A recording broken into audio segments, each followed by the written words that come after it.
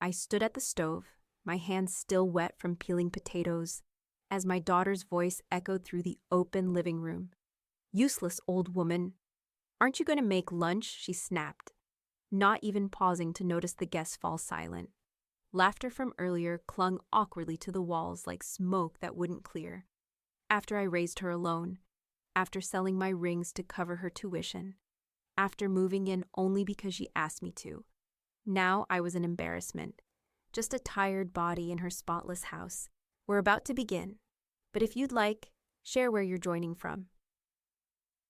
It reminds me the story doesn't echo into silence. It lands somewhere real. Drop it in the comments, and don't forget to subscribe. The brunch table was warm with conversation, the light spilling in from the windows and catching the glint of silverware and coffee mugs. A hum of chatter filled the space as people leaned in to tell stories, laughing at old memories, trading little jokes. The clink of plates, the shuffle of chairs. It was the kind of casual gathering Helen had always enjoyed. The house felt alive with the sounds of family, the gentle chaos of too many voices in one room. Helen was moving quietly, hands deftly picking up the plates and clearing them from the table. Her movements were almost automatic, a choreographed dance she'd done countless times before. It was second nature. It was what she did. The laughter swirled around her as she wiped down the counter, focusing on the task at hand. Not fully engaged, but content with the background noise of family life. Then Rachel's voice broke through, sharp and sudden. "You really think this is the kind of lunch you should be hosting?" Helen froze, her hand still hovering over the plate she was about to pick up. The room stilled, like the air had been sucked out of it. The laughter died. Rachel stood by the door, arms crossed, her lips curling into a slight sneer. "I mean seriously, Helen, you've had how many years to figure this out, and this is what you come up with?" She glanced around at the spread of food on the table, her eyes dismissing it with a quick flick. "It's pathetic, really. It's embarrassing." There was a split second of stunned silence before the murmurs started, but it didn't matter. The weight of Rachel's words hung in the air, thick and suffocating. Helen set the glass down slowly, the soft clink of it against the counter echoing louder than it should have. Then, without looking at anyone, she turned and walked out of the room. The others at the table shifted uncomfortably, eyes darting between each other, but no one said anything. Noelle, sitting beside Rachel, was the first to get up. She glanced at Rachel, who was already scanning her phone, unfazed by the tension she'd just created. Noelle followed her grandmother into the hallway, then up the stairs to the guest room. The door was slightly ajar. She knocked lightly, but didn't wait for an answer before stepping inside. Helen sat at the edge of the bed, her back turned to the door, a worn leather journal open in front of her. The quiet scratch of the pen against paper was the only sound in the room. "Grandma." "I'm sorry," Noelle said, her voice soft. She didn't know if it was for what had just happened or for the years of tension that had led to it. Helen didn't respond immediately. She didn't need to. The words she'd wanted to say to Rachel were now sealed in her silence. Her eyes lifted from the journal for a moment, meeting Noelle's with a look that was both distant and weary. She nodded once, slowly, before turning her gaze back down to the page. Noelle stood there for a moment, watching, unsure whether to leave or stay. Eventually, she turned and left the room quietly, closing the door behind her. Downstairs, Verna sat on the couch, her fingers hovering over her phone screen. A message had come through, and she read it, her face unreadable. The words were stark, final. It finally happened. She sat back, her gaze distant, fingers stiff as she typed. The message sent, but she didn't feel any better. She simply stared at the screen, the weight of the words sinking in. Good. There was nothing more to say. Upstairs, the house was quiet, save for the muffled sound of someone moving through the hall. The door to the guest room remained closed, and Helen's pen continued its slow, steady movement across the page. The weight of the world outside felt impossibly distant, but in here it was all too close. The house was quiet now, the kind of quiet that feels like the world is holding its breath, waiting for something to happen. Helen sat at the kitchen table, the soft rustle of papers the only sound in the room. The warm light from the window bathed the space in a soft glow, but it couldn't touch the chill that had settled into her bones. A manila folder lay in front of her, its edges frayed from years of careful handling. She slid it across the table, her fingers brushing over the top as if it were a precious thing. And in some ways, it was. Inside were the records she had kept hidden, tucked away for the moment she'd known might come. There were bank statements, her contributions to the house, all the evidence of what she'd paid for over the years, what she'd kept track of meticulously, even when no one had asked. She opened it, flipping through the papers slowly, one by one, each piece a quiet testament to the years she had spent holding it all together. The total amounts, the little notes she'd written in the margins, the highlighted texts, all felt heavy in her hands. She had been waiting for this moment, but now that it had arrived, she wasn't sure how to feel. The door creaked open behind her, and she didn't have to look up to know who it was. Verna stepped into the room, her footsteps deliberate. She paused in the doorway, taking in the scene before her. "She really called you useless?" Verna asked, her voice low but steady, the kind of tone someone uses when they already know the answer but need to hear it aloud. Helen's hands stilled for a moment as she folded a piece of paper and set it to the side. "Loud," she said, her voice barely above a whisper, "in front of 12 people." The weight of it hung there for a moment, thick between them. Verna didn't say anything at first. She crossed the room slowly, her gaze flicking to the folder before settling on Helen. Then, with a soft exhale, she pulled out a chair and sat across from her, the faintest click of the legs scraping against the floor. Helen reached for the coffee pot, her movements slow, as if everything was happening at a distance.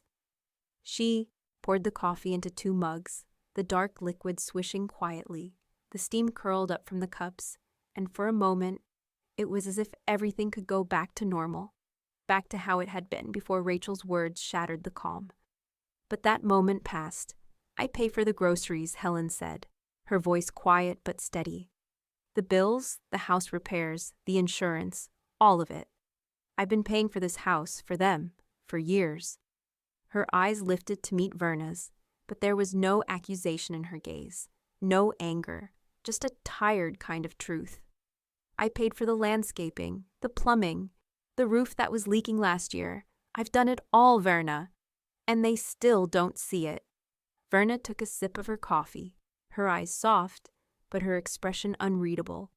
Helen didn't wait for a response. Instead, she returned her gaze to the papers in front of her. The folder was open, its contents spilling out, but she didn't seem to mind. She'd kept all of this ready, had prepared herself for the day when the truth would have to come to light.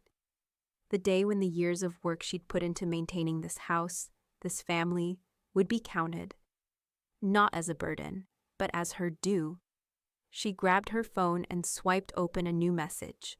The screen blinked to life. "Celia Rios," she typed, her fingers steady. "It's time." A brief pause. Then she hit send. Helen sat back, her fingers tapping the edge of the folder, her gaze distant. Celia would know what to do. She always had.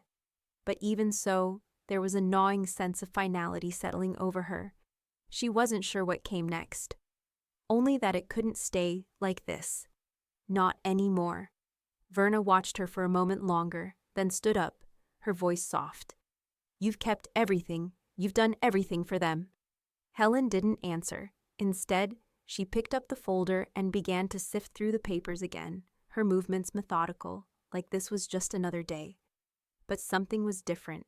She wasn't just cataloging bills anymore. She was outlining her future. Her eyes flicked to the edges of the papers, the list she had made in quiet hours when no one was looking. What was hers? What wasn't? "I think it's time to make sure they know what I've done," Helen said finally, her voice low, like a promise. The door to the kitchen creaked open again, and Noelle stepped inside, looking from one woman to the other. There was a question in her eyes, but she didn't ask it.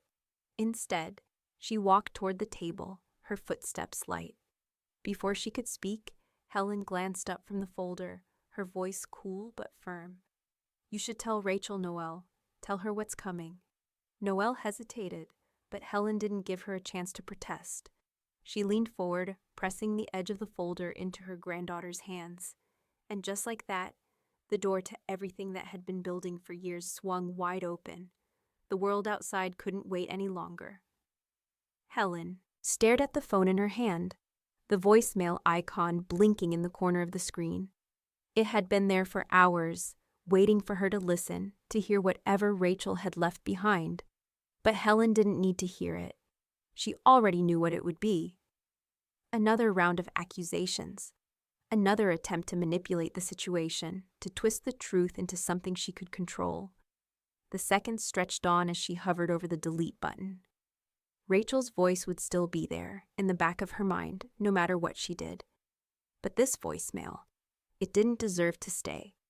With a swift motion, Helen pressed the button. The message vanished, just like that. Gone. And somehow, that felt like the hardest thing she'd done all day. Her thumb lingered on the screen for a moment longer before she set the phone down, eyes moving to the papers still spread out in front of her. She had work to do. The quiet buzz of her phone interrupted the silence again. A text from Celia. "Document everything, verbal abuse included. It's all going to matter." Helen read the message twice. She'd already been keeping a record of the financials, the bills, the receipts, but Celia's advice struck a deeper chord. The words Rachel had thrown at her, the insults, the disregard, the cruelty, those needed to be accounted for too. The whole picture needed to be visible, all the pieces laid bare. Helen put the phone down and stood up, walking to the drawer where she kept her supplies. There was something comforting about the way her fingers moved through the various pens, the folders, the notebooks. These were her tools, the things she'd used to keep everything in order, to protect herself. When she returned to the table, Verna was standing there, leaning against the counter with a small, delicate box in her hands. She placed it in front of Helen with a knowing look. "You'll need it," Verna said quietly, as though the words weren't just about the gift, but about everything else that had come before. Helen opened the box to find a recording pen. It was sleek, professional, practical. Just the sort of thing someone would need when they were dealing with the kind of family she had. The kind of family that didn't respect boundaries, didn't respect her. She picked it up, turned it over in her hands, then tucked it into her pocket. The silence between them stretched, comfortable in its weight. Verna didn't ask if Helen was okay. She didn't need to. They both knew the answer. Helen sat back down at the table, the pen from the box now resting beside the folder of papers. She opened the drawer to retrieve a fresh piece of paper, then began drafting the revocable living trust. Rachel's name was on the list. It had always been there, tied to the house, tied to the inheritance. But now, as her pen glided over the paper, she scratched it out. Rachel removed entirely. The words felt cold. Final, but necessary. The trust was simple, a clean break. No more manipulation, no more pretending. Rachel would not benefit from the work Helen had put into this family, this house. It was a small act, but one that would ripple out through the years. She finished drafting it, placing the pen down beside it. Helen glanced at the P.O. Box application she'd already filled out earlier in the day. It was for confidential mail, a small step toward privacy, toward making sure her plans weren't interrupted. A way to keep her affairs away from prying eyes. She signed the form and stuffed it into an envelope, her hands steady. The thought of sending it felt like releasing a breath she hadn't known she'd been holding. Just as she reached for the envelope, the doorbell rang, breaking the stillness. Helen's head snapped up, startled, before she composed herself and walked to the door. It was Noelle, standing there with a tin of cookies in her hands, her face caught somewhere between worry and concern. "Mom says you're sulking," Noelle said with a small half-smile. "So I brought these. She thinks they'll cheer you up." Helen took the tin without a word. her fingers grazing the edge of the container. The warmth from the cookies spread through her, but it didn't reach the cold place that had settled in her chest. "Noelle," Helen began, her voice softer now. "You need to be careful, too. Things are changing." Noelle hesitated before nodding, her eyes searching her grandmother's face. She didn't ask what was going on, didn't push, but Helen could see the questions in her eyes. She could see how badly Noelle wanted to understand. "I know," Noelle said quietly. I don't know what to do." Helen let out a quiet breath, then placed the tin of cookies on the counter. She reached into her pocket, pulling out the recording pen. "We all have to choose where we stand," Helen said, her voice calm but firm. "And sometimes that means standing alone." The door clicked shut behind Noelle, but Helen's gaze stayed fixed on the pen in her hand. There would be no turning back now. The law office was quiet, save for the soft shuffle of papers and the occasional rustle of a file being opened. Celia Rios sat across from Helen, her polished appearance a stark contrast to the rough edges of the world Helen had been navigating. Her desk was organized, every file in its place, every document neatly stacked. It felt like Celia had a certain control over the chaos that Helen was just beginning to understand. "I've gone over the numbers," Celia said, tapping a few sheets of paper in front of her. "Your retirement savings are solid, $250K. That's a good start." Helen nodded, her fingers wrapped around the edge of the chair. Her eyes flicked to the paper in front of her, tracing the numbers with a sharpness that belied her weariness. She had worked her entire life for this moment, saving little by little, paying attention to every detail, every bill, every investment. And now, as she watched Celia mark out the assets on the page, it felt both validating and sobering. "But the house equity," Celia continued, "is what really stands out. That's substantial. The house is worth a lot more now than it was when you first started making payments. You've put in a lot more than you'll ever be credited for." Helen's gaze hardened as the words sank in. She had helped pay for every repair, every renovation, every little detail. Rachel and the rest of the family had never truly appreciated what she had done. But that was about to change. "Let's get Rachel off the list," Celia suggested, her tone clinical but direct. "She's been listed as your emergency contact and financial proxy for years. But I think it's time to make that change." Helen's fingers twitched as she took a pen from the desk. She signed the papers quickly, decisively, without hesitation. Rachel had always had too much control over things she hadn't earned, too much influence over decisions that didn't belong to her. It felt almost liberating to sign away that power. "And Noelle?" Celia asked, leaning forward. "You've mentioned her before. Is it time to set something up?" Helen met Celia's gaze. There was no question, no second thoughts. "Yes, set up a trust. Make it age-locked until she turns 25. Celia's eyes flicked to the document in front of her, and then she began typing on her computer, creating the trust with a few swift strokes of the keyboard. Noelle would be safe, protected, away from Rachel's influence. Helen had done what she could to give Noelle a future, one that wouldn't be poisoned by the same toxic dynamics that had suffocated Helen's. Once the trust was established, Celia pushed the paperwork aside and gave Helen a long look, as if to gauge her response. Helen didn't speak for a moment. She was already thinking about the next step, the one she'd known she needed to take for years. "Start separating the joint accounts," Helen said, her voice low but steady. "I'll handle it quietly. It needs to be done before anything else happens." Celia nodded, making a note on her pad. "We'll handle that discreetly. You won't have to worry about it." Helen exhaled slowly. She could almost feel the weight lifting off her chest as each decision was made, as each step was taken in the right direction. On her way home, Helen checked her phone, the familiar buzz of a new notification catching her attention. She opened the social media app, her thumb pausing as she saw the family photo Rachel had posted. The picture was perfect, smiling faces, everyone gathered together. Except for one person. Helen was noticeably absent. The absence felt like a small, deliberate cut, like a reminder of the space she'd made between herself and the rest of them. The distance had been there for years, but now it was undeniable. Rachel's photo, a carefully curated image of family togetherness, only highlighted what had been missing for so long. Helen stared at the screen for a long moment before putting her phone down, a strange calm settling over her. She was done trying to fit into a family that hadn't ever really seen her, done pretending she was still part of something that had never truly embraced her. In the silence of the car, the road stretching out before her, she let the image sit there. She wasn't coming back to that life. She'd made sure of that now.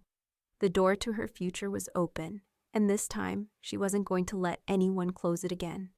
The early morning air was cool and quiet, with the first light of dawn just beginning to stretch across the sky. Helen moved through the house like a shadow, her steps careful and deliberate. The hum of the refrigerator and the quiet rustle of her movements were the only sounds in the house, the world still asleep as she packed the few belongings she had left behind. She didn't need much, just what would fit into a few boxes, the essentials, the things she could carry with her into the next phase of her life. The room she'd occupied for years, tucked in the back corner of the house, was almost empty now. She'd removed most of her clothes, her books, the small keepsakes that had once decorated the shelves. All that remained were the memories, echoes of years spent in a house that had never quite been her own. She paused at the doorway, taking one last look at the space. The walls seemed colder now, as though they were finally reflecting the absence she'd long felt. On the bed, she left a note, neatly folded. It wasn't much, just a few words, but it felt like the only thing she could say without speaking. Thank you for the hospitality. She didn't need to say more than that. The rest of it was implied, the gratitude for the space she'd been given, the quiet acknowledgement of all the years she had spent there, the unspoken tension that had filled every room. Rachel would see the note, of course. She would find it later when she realized Helen was gone. But that would be after everything had already shifted, after the decisions had been made, and there was no turning back. The boxes were packed, and the car was loaded. By the time the first rays of light had crept through the windows, Helen was already on the road. She didn't look back as she pulled away from the house, not even when the familiar shape of the front porch disappeared behind her. There was nothing for her there anymore. Verna was waiting for her at the small studio apartment. The place Helen had chosen, a clean, quiet space, small but hers, the kind of place that felt like a fresh start. No more pretending, no more trying to make herself fit into a life that had never quite been hers. They moved quickly, unloading the car with practiced efficiency. Helen's hands were steady as she placed her boxes inside the apartment. She could already see it in her mind, the space that was now completely hers, the utilities, the rent, all in her name, free, clean, quiet. The silence was different here. It wasn't the weighty quiet of the house she'd left behind. It was peaceful. Empty, yes, but in a way that made room for possibility. Verna helped her arrange the furniture, setting everything into place with a sense of finality. There was no rush now, no one to answer to. Just the two of them, working in sync as the last box was unpacked and the room began to take shape. It wasn't much, just a few pieces of furniture, a lamp, a bed. But it was enough, and that was all Helen needed. As the final box was tucked into the corner, Verna stepped back, giving Helen a long look. There was no need for words now. The space said it all. Helen sank into the armchair by the window, watching the sun climb higher into the sky. The world was waking up outside, and inside, everything was still. Then her phone buzzed, snapping her from the quiet. It was a message from Rachel. "You're being dramatic."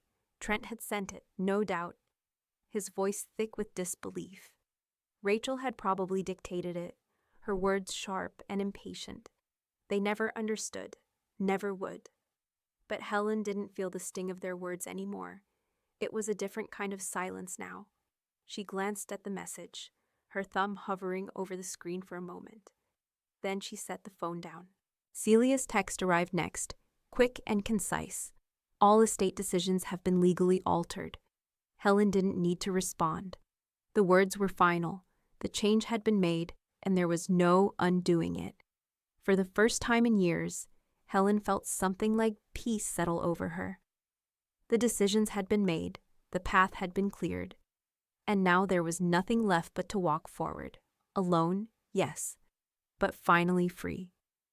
And as the light poured into her new apartment, she knew there was no going back. The door to her future was wide open, and this time, she wasn't going to let anyone close it again. The phone buzzed again, the screen lighting up with Rachel's name. Helen stared at the display, the familiar sting of frustration rising in her chest. It was only the third time in an hour. She hadn't even bothered to look at the first two messages. Not this time, not anymore. With a deep breath, Helen swiped the phone off the counter and pressed the power button, turning the device face down. She didn't need to see Rachel's words, didn't need to hear the guilt, the manipulation, or the demands wrapped up in that same tired tone, the same venom that had followed her for so many years. The silence felt like a small, quiet victory, and it tasted sweeter each time she ignored the calls. A moment later, her phone buzzed again. Another message from Rachel, the screen flashing with the same urgency. Helen let it ring through, her fingers gripping the edge of the counter. She wasn't going to cave, not this time. It didn't matter how many texts Rachel sent or how many times she tried to break through. Helen had already made her decision. The boundaries were drawn. Rachel wouldn't be crossing them again. When the phone fell silent, Helen picked it up and with a steady hand, swiped Rachel's number from her contact list. She hesitated for only a second before she blocked the number completely. No more. The finality of it sat heavy in the air, the feeling of shutting a door that had never quite stayed closed before. There was no going back now. The next morning, as the soft light of dawn seeped through the blinds, Helen sat at the kitchen table, her phone beside her untouched. She had already sent the message to Celia. "Rachel is blocked. What next?" Celia's response was swift. "Good. Now it's time to initiate a no-contact clause, unless legally required. That means no more texts, no more calls. You don't owe her any explanation." Helen read the message again, absorbing it. The weight of it settled in. Rachel's influence had been heavy in her life for too long. But it was over now. The line had been drawn in the sand, and Helen was finally standing on the other side of it. Later that day, she walked into the bank, a sense of purpose behind her every step. She sat down with the teller, opened a new account, and transferred the final funds from the joint accounts. The money was hers now, completely. The silence of that decision felt just as liberating as blocking Rachel's number. After the transaction was completed, Helen stood, nodding to the teller before leaving the bank. She had made a clean break. Everything that had been shared before was now untangled, separated. The path ahead was hers to walk, and she wouldn't let anyone cross it again. Back at her apartment, Helen sat down at the small wooden desk by the window, pulling out a fresh journal. She didn't think of it as a diary, not exactly. It wasn't for her, it was for Noelle, the one person she still cared about. She opened the notebook to the first page and began to write. She would be honest about everything, the past, the present, the way things had always been, and why they had to change.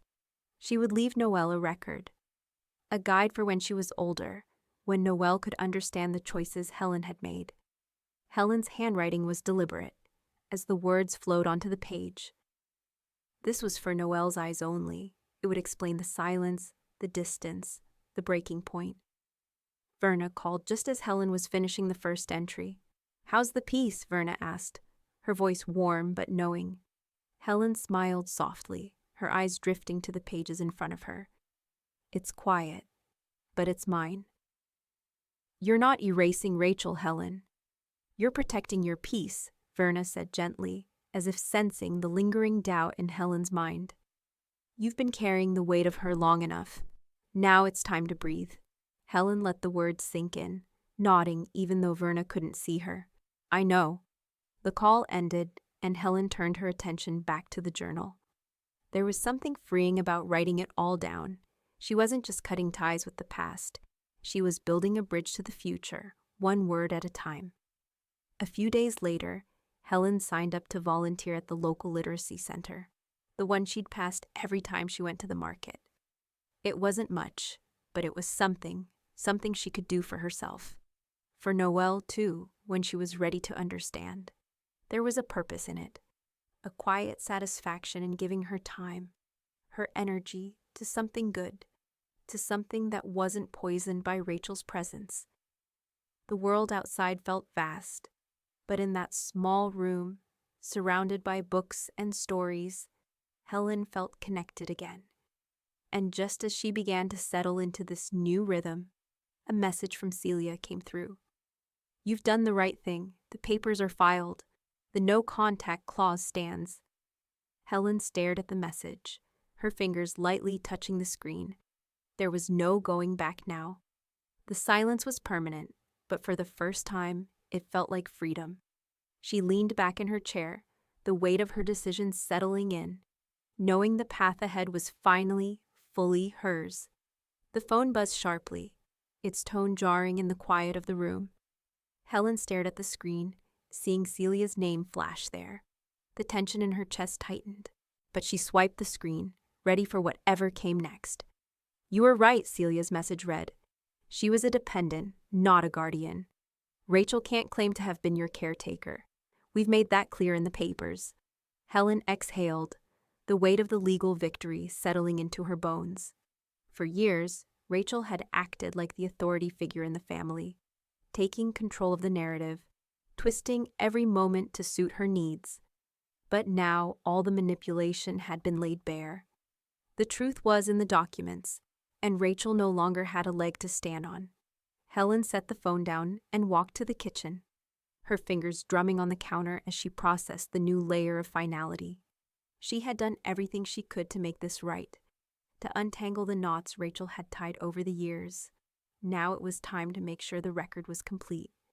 She opened the drawer, pulling out the receipts she'd kept so carefully over the years. Groceries, utility bills, house repairs, all the little pieces of evidence showing her contributions. She had paid for it all.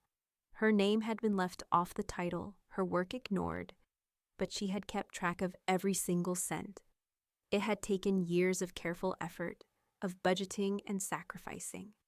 The pile of receipts felt like a weight in her hands as she placed it on the table. Helen took a deep breath, then began to methodically organize the papers, lining them up into neat stacks. The receipts were her shield now. Proof of what she had given, proof of the life she had quietly sustained. She snapped a photo of the neatly arranged receipts and sent it to Celia, the message clear, proof of payment, all documented. Celia's response came quickly. "We'll add this to the file. It'll be official." Helen let out a quiet sigh, the tension of the last few months slowly unwinding in her shoulders. There would be no coming back from this for Rachel. But Rachel wasn't done. Later that evening, as Helen was sitting in her new apartment, the quiet peace of the space surrounding her, she saw the notification. "Trent has posted a new update." Her heart clenched. She clicked the notification, her fingers trembling as the screen loaded. The post was a familiar one, Rachel's husband Trent, doing damage control in his typical manner. The words were harsh, attacking Helen's mental stability. "It's clear now. My mother-in-law is unstable. If you don't believe me, just look at her behavior these past few weeks. The damage she's done is unforgivable." Helen stared at the post, her blood boiling. She didn't respond, not immediately. Instead, she sat there, the weight of the accusation sinking in. Rachel's strategy had always been the same: discredit, isolate, manipulate the narrative. She couldn't control Helen anymore, but she could still try to spin a story for everyone else. A few minutes passed before Helen typed out a quick response, her fingers moving deliberately. "You have no idea what you're talking about." Then, without another word, she deleted the post. The silence after it was deafening, the satisfaction of her quiet victory settling in her chest. It was over. No one else would hear Rachel's lies anymore, but Rachel wasn't done.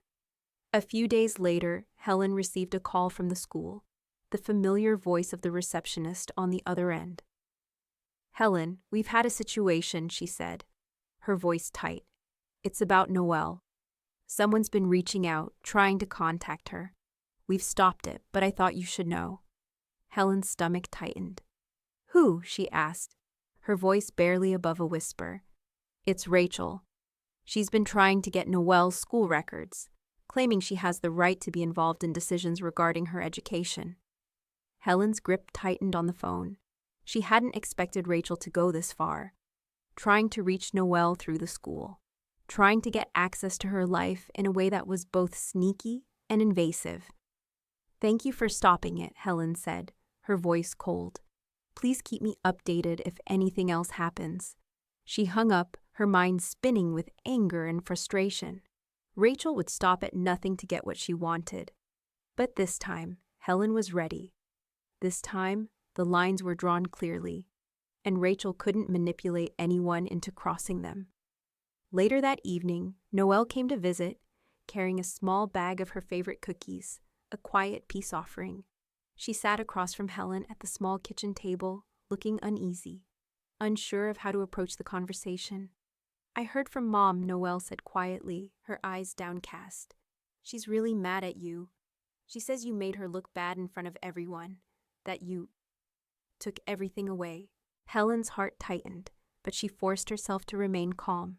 She had known this moment would come, the one where Noelle would hear Rachel's side of things, the side that twisted everything into a version of reality where Rachel was the victim, and Helen was the villain.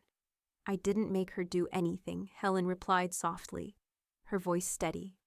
"I didn't take anything away from her. I just took back what was always mine." Noelle looked at her, her gaze flickering with confusion and hurt. "But why? Why did you have to make everything so public? You knew it would make her angry." Helen's heart ached. She hadn't wanted to hurt Noelle, but she couldn't explain it all now. Not yet. Noelle wasn't ready for the full weight of it. "I know it's hard," Helen said, her voice gentle. "But sometimes you have to do things that are hard to protect the ones you love." Noelle didn't respond, but the silence between them wasn't as heavy as it had been. There was understanding, even if it wasn't yet clear, and that, for now, was enough. Helen's phone buzzed again, but this time she didn't check it. She had nothing left to prove. The courtroom was cold, the air thick with the hum of expectation. Helen sat in the back row, her hands clasped in her lap, the weight of the moment pressing down on her.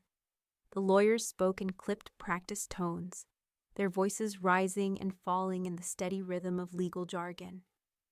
Rachel was there, sitting at the front, her posture stiff with defiance, her eyes scanning the room with barely contained anger. Celia sat beside Helen, her presence calm and assured, a quiet contrast to the storm brewing in the courtroom. She had filed the motion to dismiss, presenting the facts with the precision of someone who knew how to wield the law like a weapon. It was a formality, Celia had assured her. Rachel's motion for financial recompense was nothing more than a last-ditch attempt to make Helen look like the villain. The judge, a middle-aged man with a furrowed brow, glanced down at the papers in front of him, his lips pressed into a thin line. "Ms. Rios," he said, his voice firm, "you claim that Rachel's motion is frivolous. What evidence do you have to support that assertion?" Celia rose to her feet, smooth and confident. "Your Honor, we have transcripts of the verbal abuse that occurred during the brunch on September 20th. She slid a folder across the table to the judge, a thick bundle of pages that would prove Rachel's behavior. The judge flipped through them slowly, his eyes narrowing as he read the words. "This is—" He stopped, then flipped through the papers again. "Useless old woman," he read aloud, his voice cutting through the room like a blade. "This is the statement you wish to highlight?" Celia nodded. "Yes, Your Honor. That phrase was directed at my client by the defendant, in front of multiple witnesses, during a family gathering." The room went quiet. The judge's eyes flicked toward Rachel, whose cheeks flushed a deep shade of red. Rachel shifted in her seat, clearly uncomfortable, But the damage was done. The words were out there, the public humiliation of it hanging in the air. Celia's voice broke the silence again. We also have a voice memo of that very moment, recorded at the brunch. It was not just a comment made in passing. It was part of a pattern of verbal abuse that continued throughout the event. Helen's heart pounded in her chest as the voice memo was played. The words rang clear and cold. Useless old woman. Rachel's face tightened with rage as her words filled the room. Her attempt at controlling the narrative slipping further away with each passing second. Helen's gaze remained steady, her face calm despite the storm of emotions swirling inside her. She had known this was coming. She had known Rachel would fight this, would drag it out as long as she could. But Rachel hadn't counted on the strength of Helen's resolve, on the quiet force that came with having the truth on her side. The judge's frown deepened. "Why would she owe you lunch?" he asked, his voice heavy with disbelief. The question hung in the air, almost mocking in its simplicity. It was clear he didn't see the family dynamic the way Rachel did, didn't see the manipulation, the silent control. Celia spoke again, her voice measured but unyielding. "It's not about lunch, Your Honor. It's about respect, about the treatment my client endured for years. This motion is an attempt to deflect the real issue, verbal abuse and exploitation." There was a long pause, the judge's fingers tapping the papers before him. The tension in the room was palpable, but Helen couldn't bring herself to look away from the judge. She had fought for this, for her peace, for her truth. There was no turning back now. Finally, the judge spoke. "This motion is denied. I find no merit in the request for financial recompense." He turned to Rachel's lawyer. "And as for filing a frivolous motion..." The judge's voice trailed off as he scribbled something on a notepad, then looked up, his eyes sharp. "I'm fining Ms. Rachel Green for wasting the court's time. This case is over." Helen felt the weight lift from her shoulders as the judge's words sank in. It was over. Rachel had lost. The manipulation, the lies, the power she had once held. It was all falling apart. Rachel's face twisted with fury, but there was nothing she could do. She'd tried, and she had failed. As the court session ended, Helen stood up, her legs feeling surprisingly steady beneath her.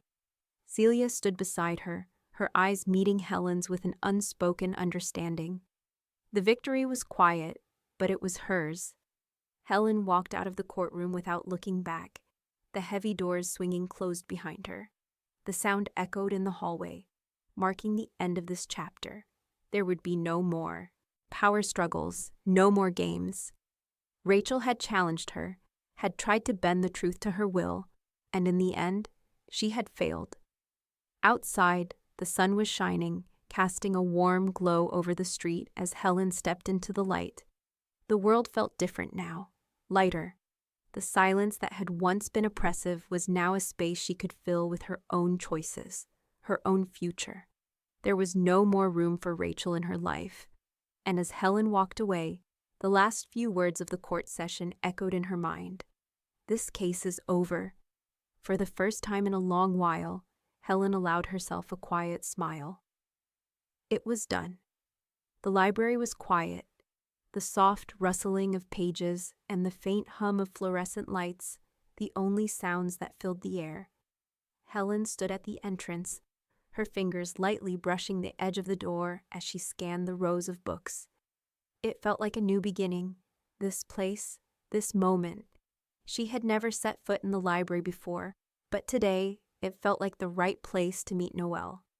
Noelle was already there, sitting at one of the tables near the back, her head bent low as she scribbled in a notebook. The sight of her was both comforting and heartbreaking. She was growing up, stepping into a world where Rachel's influence no longer loomed over her like a shadow. Helen hadn't realized until now how much Noelle had carried, how much of her mother's anger had seeped into her, how the toxic words of the past had shaped the way she moved through the world. Helen approached slowly, her footsteps soft on the carpet. Noelle didn't look up immediately, lost in her writing. But as Helen drew closer, Noelle's head lifted, and their eyes met.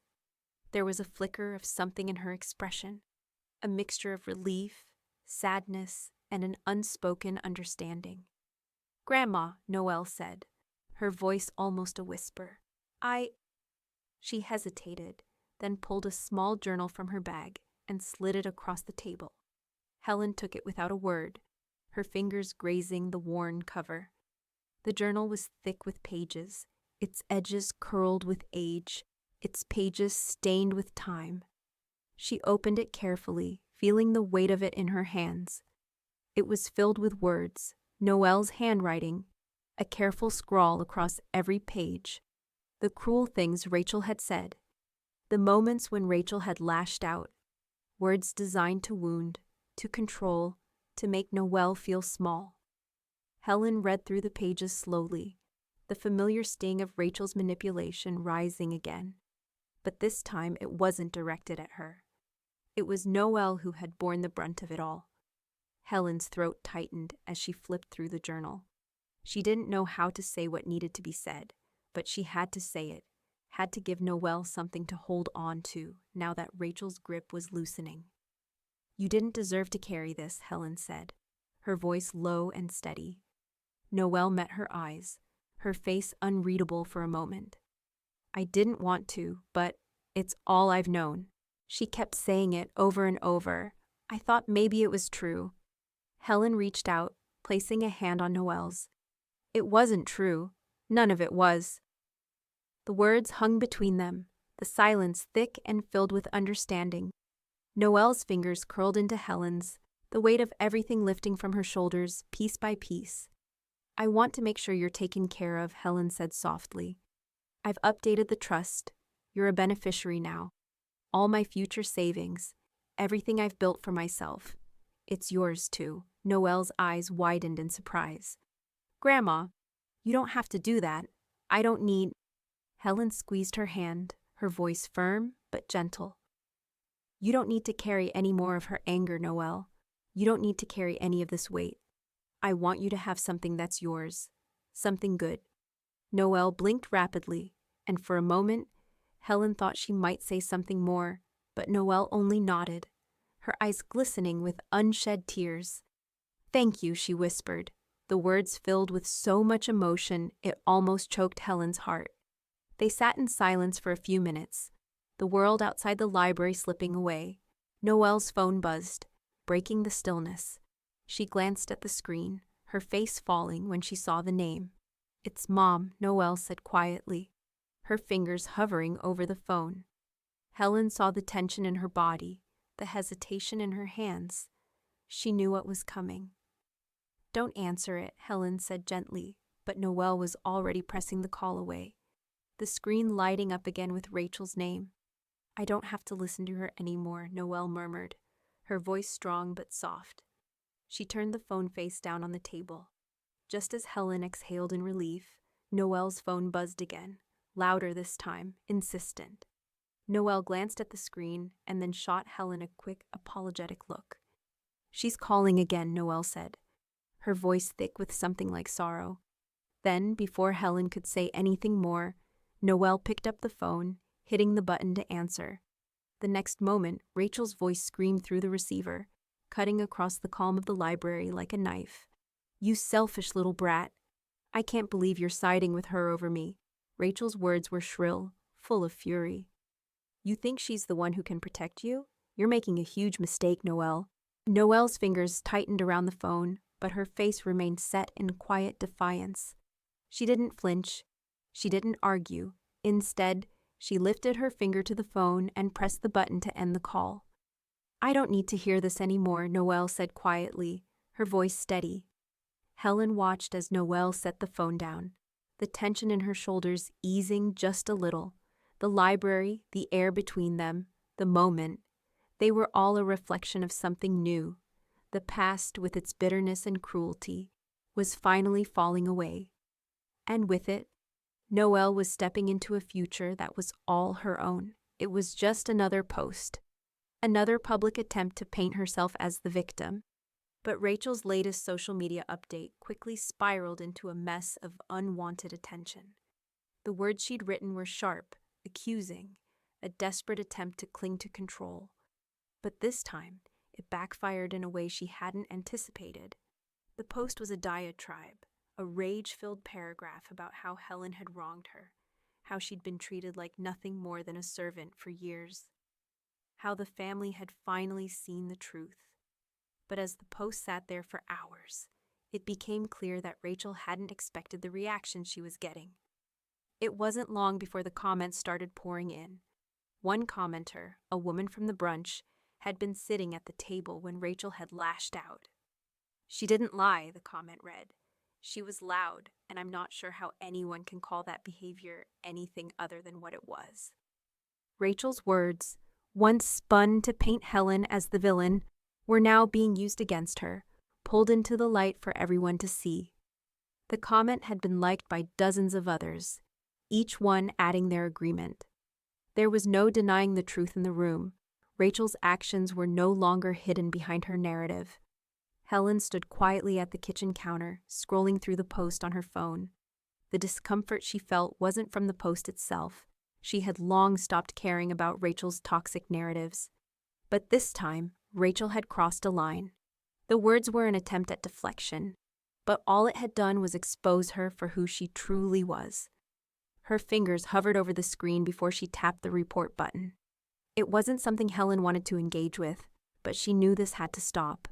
Harassment, she wrote in the box before submitting it. She wouldn't tolerate Rachel's cruelty being allowed to spread unchecked. She set the phone down, her mind already shifting to the next step. Celia had always told her to document everything, so Helen snapped a screenshot of the post before it could disappear, her heart steady with each click. She forwarded it to Celia, who responded within minutes. "This will be added to the defamation backup. We'll need everything for the next phase." Noelle was sitting at the table, watching her grandmother work, her fingers lightly tapping the edge of her phone. Helen passed the screenshot over. Noelle read it, her face unreadable for a moment. Then she stood, walked over to the printer, and hit print. "I'll make sure this gets in the court records," Noelle said quietly, her voice steady. There was no hesitation in her actions, no more second-guessing. She was part of this now. She was part of the truth that was finally coming out. Helen's gaze softened as she watched Noelle. It wasn't just about the legalities anymore. It was about protecting the future, about giving Noelle the freedom to choose her own path without fear. Later that evening, Helen sat at her desk, her pen poised over a new document. It was time to update her medical directive. Her life was hers now, free from the weight of Rachel's influence. She signed the paper with a steady hand, making Verna her proxy. The decision was simple, but it felt like one more step away from the chaos of the past. Helen took a deep breath, her eyes lifting to the window, where the sky had already started to darken. The future was waiting, a new chapter unfurling. And for the first time, Helen felt the weight of it lifting, like the chains that had bound her for so long had finally been broken. But just as she closed the document, her phone buzzed again. The screen lit up with an unknown number. Helen hesitated for a moment before picking it up. "Hello," she said, her voice calm, but her heart began to race. The voice on the other end was familiar, but the tone was cold and clipped. "This isn't over," Rachel's voice crackled through the speaker. "You've made a mistake, and you'll regret it." Helen closed her eyes for a moment, feeling the familiar weight of Rachel's anger, but this time, it didn't faze her. "You've made your last move, Rachel," she said, her voice quiet but resolute. And with that, she hung up. Rachel's final attempt to control was fading into nothing. Helen's future was no longer tied to the past. The doorbell rang unexpectedly, pulling Helen from her thoughts. She hadn't been expecting anyone, but something about the tone of the ring told her it wasn't just another solicitor or neighbor. She moved to the door, her heart beating a little faster. And when she opened it, she saw Rachel's friend, Linda, standing there. The woman's face was soft with apology, her posture uneasy. "Helen, I know this isn't a good time, but could we talk?" Linda asked, her voice hesitant, eyes darting nervously to the floor. Helen stood there for a moment, sizing her up. Linda had always been the more neutral party in Rachel's world. Never quite as sharp, never as manipulative, but loyal in her own way. Her presence felt like an attempt to soften the situation, but Helen didn't feel the need to soften anymore. She stepped aside, gesturing for Linda to come in. Tea, Helen offered, already heading to the kitchen, her voice calm and composed. Linda nodded, following her. In, the air thick with unspoken words. Helen moved with purpose, boiling water and arranging the tea bags, her movements methodical as she prepared the cups. Linda sat at the table, wringing her hands, still unsure of how to begin. "I'm sorry, Helen," Linda finally spoke, her voice soft. "Rachel. She's really hurt by all of this. She doesn't understand why you're doing this to her." Her words were careful, as if trying to tread lightly, but Helen could hear the undertone of defense, the way she was still trying to make Rachel's actions seem like something that could be explained away. Helen set the tea down in front of Linda, her own cup still steaming in her hands. She took a slow sip before responding. "She's hurt?" The words were flat, emotionless. "So was I, Linda. For years." The silence that followed felt like the weight of history between them. Helen didn't need to explain further. Linda knew the years of manipulation, the silence of the grudges Rachel had piled on, the hurt Helen had quietly carried while Rachel threw fits over trivial things. The imbalance was always there, but Linda had never fully seen it. Not until now. Helen set her cup down with deliberate care, eyes locking onto Linda's. She thought lunch was owed. I offered love. She burned it. Her voice was quiet, but the weight of those words landed hard between them, the finality of the statement ringing in the air. Linda's gaze faltered, her eyes flicking to the cup in front of her as though it could offer some kind of answer. "I didn't know it was that bad," she said softly, almost to herself. Helen let the silence stretch between them, allowing Linda the space to process. She could feel her heart thudding in her chest, but it wasn't fear this time. It was just the certainty of having said the things she'd needed to say, of having put the last pieces in place. Rachel's games had cost her everything. The family she'd tried to build had turned out to be a house of cards, and now the wind had blown it all down. Finally, Linda nodded, a flicker of something softer in her expression.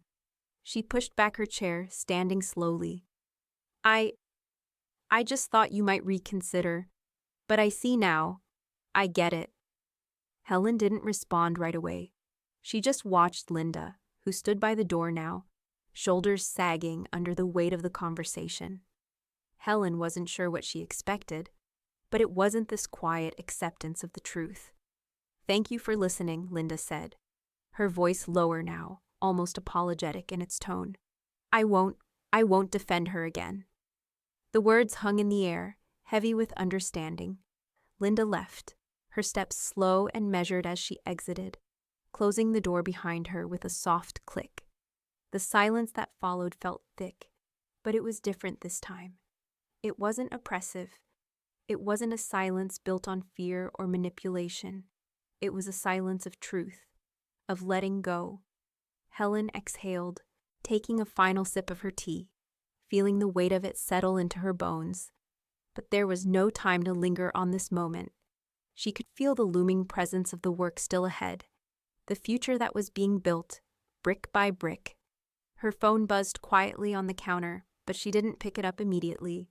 She knew it was Celia, likely confirming the next steps. Just as she reached for her phone, the doorbell rang again, startling her. The sound of it felt like a crack in the stillness, a reminder that this chapter was far from over. Helen paused, taking one last slow breath before opening the door. Whoever was on the other side, she was ready. Helen sat at her kitchen table, her fingers tapping against the edge of the papers in front of her. The documents were final, an affidavit for removal of liability. The years of shared ownership of Rachel's house had come to an end, and today it was official. The house that had once been a source of tension, of resentment, of quiet manipulation, was now Rachel's problem alone. Helen's name had been on the mortgage, co-signed years ago after Rachel's husband had passed away, a gesture of support that had quickly turned into an anchor. She hadn't known how deep Rachel's financial issues were, nor how quickly they would spiral out of control. But now, with Rachel's name stripped from the paperwork, there was nothing left tying Helen to the debt Rachel had accumulated. Her phone buzzed, the familiar ring a jolt that pulled her from her thoughts. It was a call from the bank. She answered with a calm she hadn't known she'd had. "Hello, this is Mary from Lakeside Bank," the voice on the other end said. "We're calling regarding the mortgage on the property at 431 Maple Drive. With the affidavit of removal now filed, we'll be proceeding with a change of ownership. You'll need to refinance the loan in your name alone, Mrs. Green." Helen's fingers tightened around the phone, but she stayed silent, listening as Mary walked Rachel through the necessary steps. She could almost hear Rachel's frustration, her panic, on the other side of the line. But it wasn't Helen's problem anymore. The call ended with a polite note from the bank, and Helen set her phone down. She felt a strange weightlessness.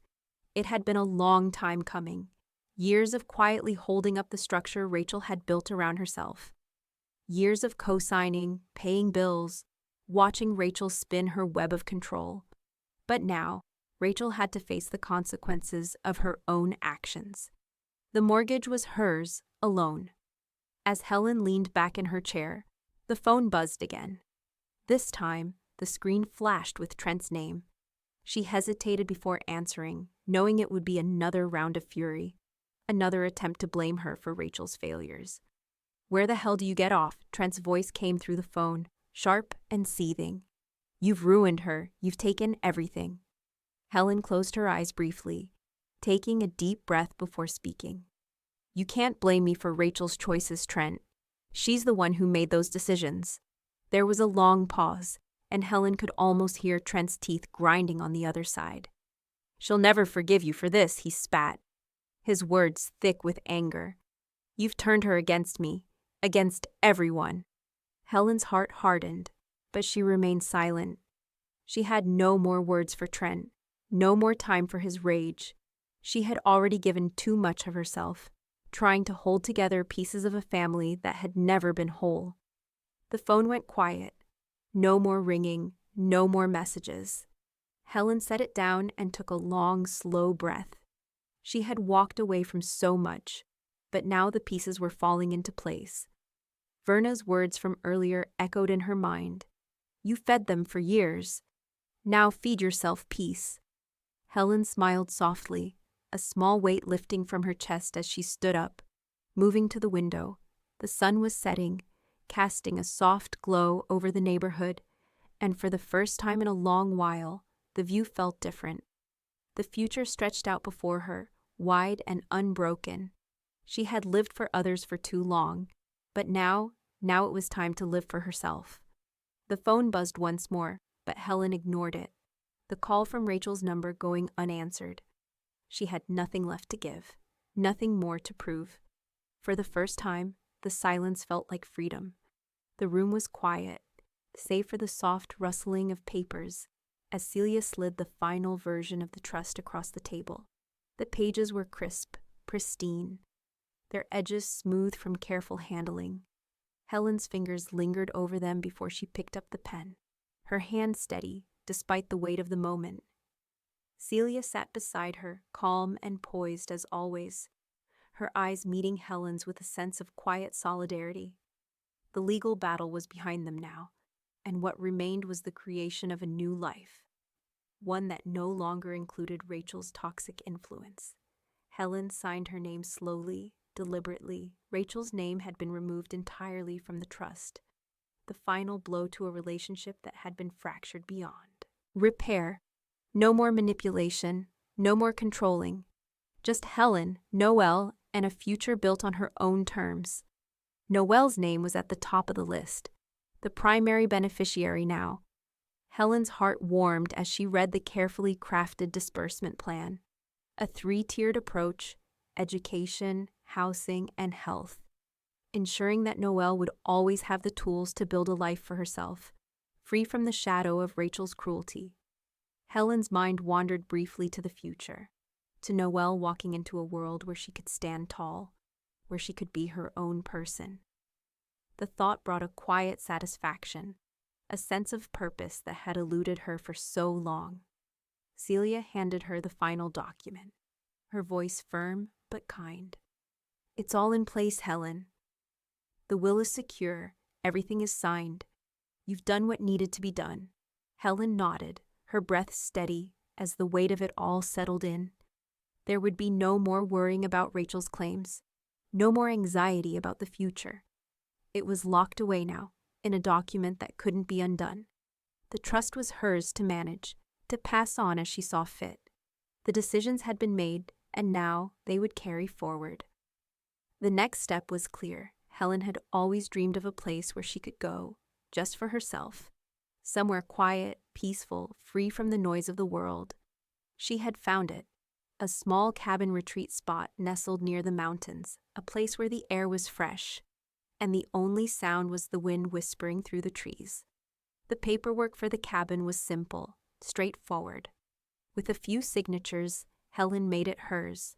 The thought of it, her own place, a refuge, made something inside her settle. It was hers to visit whenever she needed. A space to breathe, to be, without fear of judgment, without expectation. Later, Helen made the legal filings official, the will stored securely in a locked box at the bank, with Verna and Celia as her emergency contacts. No one else would have the power to make decisions for her. She had learned the hard way that trust was a precious thing, and it wasn't something she would offer lightly again. With everything filed and secured, Helen stepped out of the house, a sense of finality to her movements. She needed a moment. She needed to be alone, to breathe without the weight of the past pressing down on her. The local brunch cafe, a small cozy spot tucked away from the bustle of the town, felt like the right place. She slipped in quietly, choosing a seat by the window where the sunlight streamed through, casting warm beams over the wooden tables. The air smelled of fresh coffee and pastries, the clink of cups and the murmur of voices soft in the background. Helen sat back in her chair, the world outside bustling along. But in here, in this moment, there was only stillness. She breathed in deeply, the warmth of the sun and the scent of coffee grounding her. She was free, and for the first time, she let herself fully feel it. Helen walked into the cafe, the familiar scent of coffee and warm pastries filling the air, grounding her as she stepped past the bustling counter. It was quiet here, a place where she could exhale, where she could shed the weight of the world without feeling the judgment of anyone. She didn't expect to see Rachel, but then again, the past few months had taught Helen that she couldn't predict Rachel's next move, only brace for it. Rachel was sitting at a corner table by the window, her back to Helen, her shoulders hunched as if she were trying to make herself small, yet the tension in her posture made it clear that she was anything but. Rachel had always been dramatic, always the center of attention, even when there was no spotlight. But today there was something different about her, something almost desperate. Helen could have turned around, could have walked out the door, but she didn't. Instead, she walked right past Rachel, her footsteps unhurried, her gaze forward. There was no need to acknowledge her, no need to entertain whatever had driven her here. She wasn't going to engage, wasn't going to allow herself to be pulled back into the toxicity. As Helen passed by, she felt Rachel's eyes on her, the burning gaze that followed her every step, but Helen didn't waver. She didn't flinch. She simply sat at a table near the back, the perfect spot where the sunlight streamed through the window, where she could look out at the street without feeling the weight of Rachel's presence. The waitress, a young woman with a friendly smile, approached with a warm greeting, but paused when she saw Rachel at the other end of the cafe. "Should I ask her to leave?" the waitress whispered, her voice full of uncertainty. Helen looked up from her menu, meeting the young woman's gaze. "No need," she said calmly, her voice firm yet unruffled. "She won't stay." The waitress gave a small nod, and Helen returned her attention to the menu, letting the silence settle around her like a shield. It was the calm before the storm, before Rachel's inevitable outburst. Sure enough, a few minutes later, Rachel stood abruptly, her chair scraping noisily against the floor as she made her way to the door. Her voice rang out high and sharp as she stepped onto the sidewalk, a frantic sound of frustration that no one in the cafe acknowledged. "You think you've won," Rachel screamed from the street. "This isn't over, Helen. You can't just take everything from me and walk away." Helen stayed seated, unfazed, her fingers tracing the edge of her cup. She could feel the heat of Rachel's anger, could almost hear the desperation in her voice, but none of it touched her. Rachel had always needed attention, had always craved validation, but Helen wasn't going to give her the satisfaction. A moment later, her phone buzzed on the table. It was Noelle. "She's losing it," Noelle's text read, followed by a string of emojis that hinted at her frustration. Helen smiled softly as she typed back, "Let her."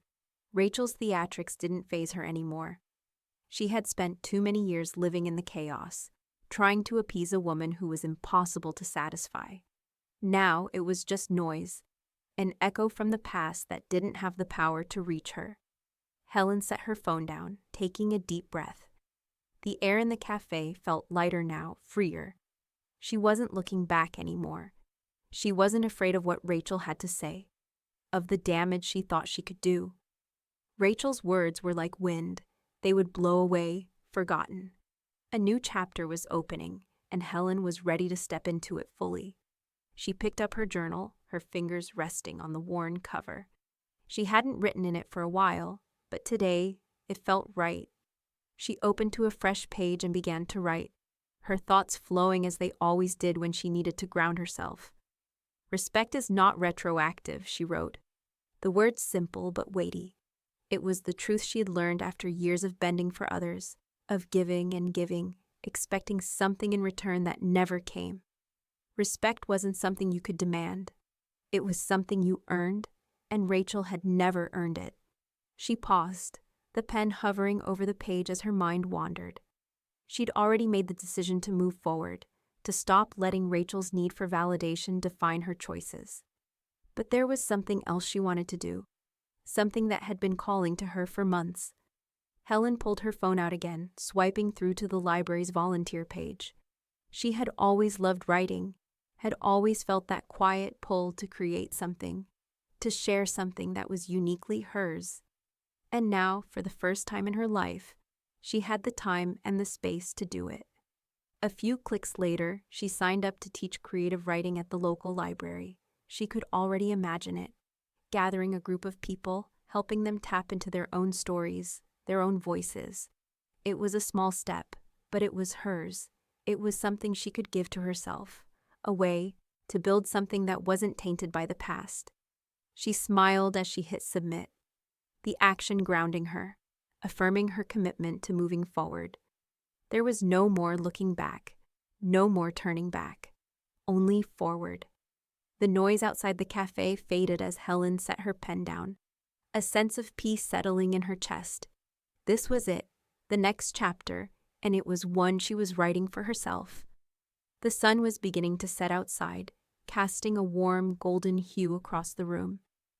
Helen sat at her kitchen table, a cup of tea in front of her, the comforting scent of freshly baked muffins wafting through the air. The kitchen had become her sanctuary, a space of calm she'd earned after years of chaos. There were no more angry outbursts, no more manipulation, just the soft hum of a life she was rebuilding, one quiet moment at a time. She reached for the essay on the table, Noelle's essay, the one she'd written for her creative writing class. Helen had read it over several times already, but each time it hit her in a new way. It wasn't just a school assignment. It was a message, a letter to Helen herself, a reflection of everything she had taught Noelle in their quiet years together. The words were filled with love, strength, and the quiet wisdom of someone who had learned how to stand tall without needing to shout. Helen traced the last line of the essay with her fingers, her heart swelling. "My grandma taught me that silence can be louder than screams." It was the kind of line that stayed with you long after you read it. Noelle had always been the one to watch, to listen, to learn from the spaces between the words. And now she was stepping into her own voice, stronger, more certain, and free from the clamor of Rachel's poison.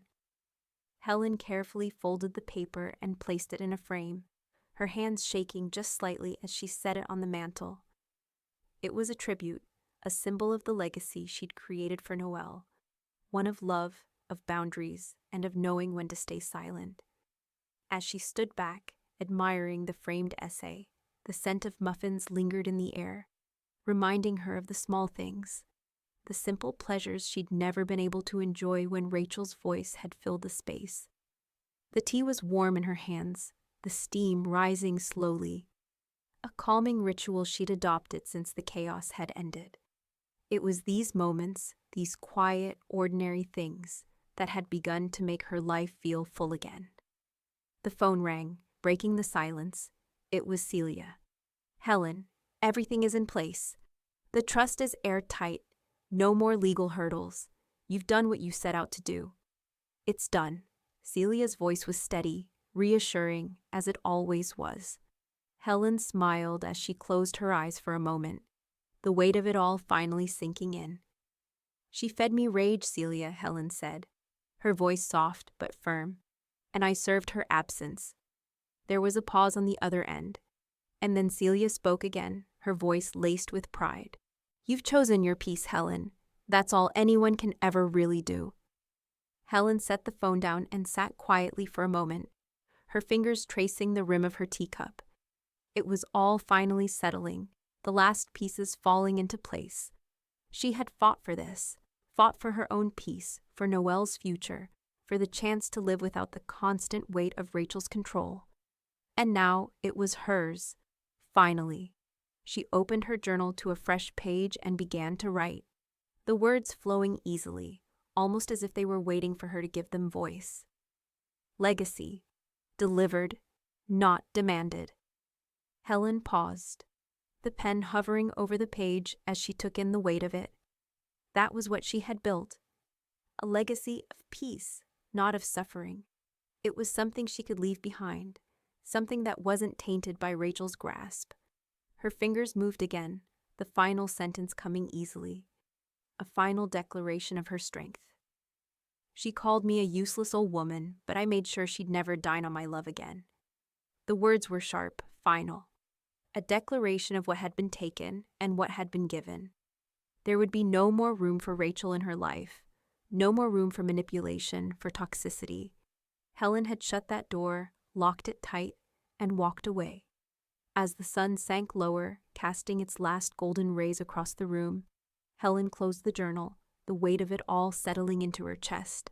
She was finally free, and for the first time in years, she was truly at peace.